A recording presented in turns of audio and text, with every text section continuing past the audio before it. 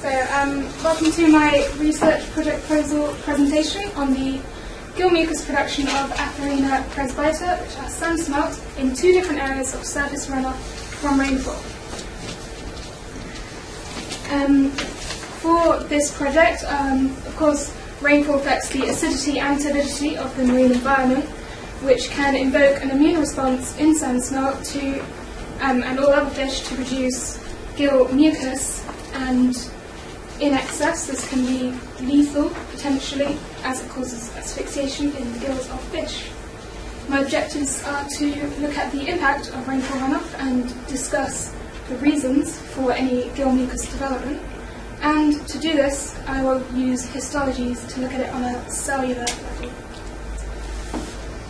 Of course, there are other factors which will be involved, which I have to consider, such as salinity, temperature, amount of rain, population density, and predation. My hypothesis is that there will be more mucus production in an area of high surface runoff. Here's an example of the gill mucus in histology. The mucus is shown as the sort of blue spots, cells. The equipment I'll be using, which will be provided in Falmouth Marine School, includes the microtome for the histologies, the microscopes, dissection equipment, microscope slides, and chemicals such as paraffin wax, acetyl blue dye, buffer solution, fixative solution, ethanol, and MS-222. For the method, we'll be capturing the fish by netting them with the 100-metre net provided by Chris. I'll be getting 15 to 30 from each location, the locations being at Gilly Beach and somewhere further up the Far Estuary, where there is a higher amount of surface runoff. I'll be doing this after a period of rainfall as well. The sand smelt will be taken back to the lab and euthanised, and the gill arches will be removed carefully using scissors to prevent any damage to the gills. For the histology aspect, the gills will be embedded in paraffin wax, and the blocks of wax will be placed onto the microtome, which will slice up the wax in sections between 2 to 6 microns thick. For the staining procedure, these sections will be mounted on slides and stained in acetyl blue, which will make the mucus cells appear bright blue. I will then compare the two sets of data using the Mann-Whitney statistical test for equality of medians. Another example.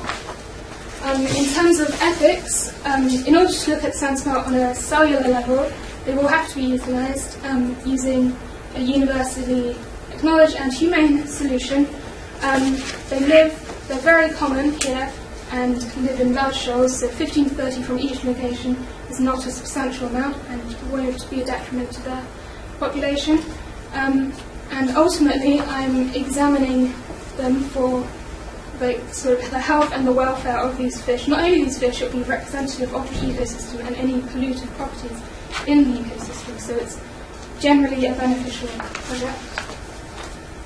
As of now, I've completed the project proposal. I've done some netting and dissection trials. The histology trials will soon be underway, and I hope to gather the fish and the data before Christmas. After Christmas, I'll be doing the data analysis and putting together my project for the first draft, and of course the final draft will be due in April. Of course, many issues could arise, which I've recognised, such as the problems with weather, not being able to catch fish, or problems with equipment, so it's important to have a contingency plan. This is observing the fast camouflage properties of Pomatoschistus microbes, which are common gobies found at Gilly Beach, in different coloured backgrounds. I'll be looking at how fast they change colour between the different coloured backgrounds. And it should happen under a minute, and yeah. Fantastic.